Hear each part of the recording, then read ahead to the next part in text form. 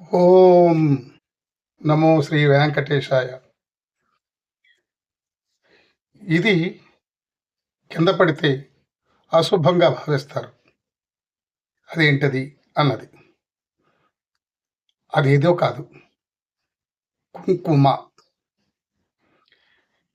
ఇది మూఢ విశ్వాసం తప్ప విశ్వాసమైనటువంటిది కాదు. అది అపోహ మాత్రమే. అది స్వయం నిర్ణయం చేస్తూ ఉంటారు అలా అని.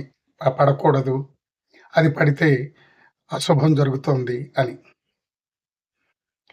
అయితే మనము అనుకోకుండా కుంకుమ కింద పడినప్పుడు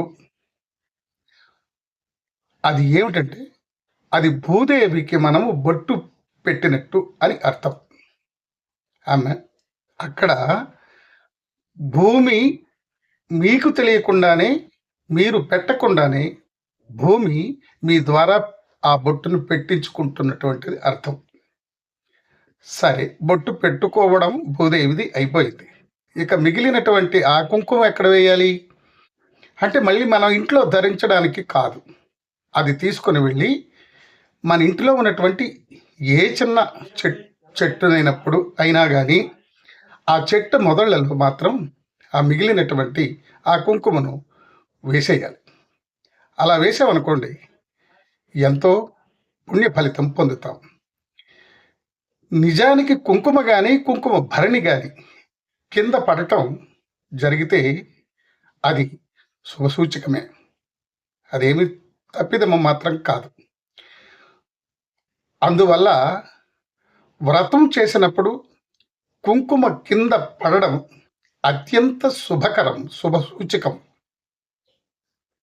అదేమిటంటే, అది అమ్మవారి అనుగ్రహము చేత అది కింద ఆ కార్యము చేస్తున్నప్పుడు కింద పడినప్పుడు అది అమ్మవారా లేదా భగవంతుడా ఆశీస్సులు మీ మీద ఉన్నాయని ఒక సంకేతం. అది ఒక గొప్ప వరం లేదా అదృష్టం. అంతేగాని అశుభము మాత్రం అని మీరు భావించడం తప్పు. అది పడిపోయింది, అమ్మ అయ్యా ఎట్లా ఏదో అశుభం జరుగుతుందేమో అన్నటువంటి బాధ మాత్రం, చింత మాత్రం మన దరి చేరనీయకండి. అది గొప్పదైనటువంటి అదృష్టమని భావించాలి.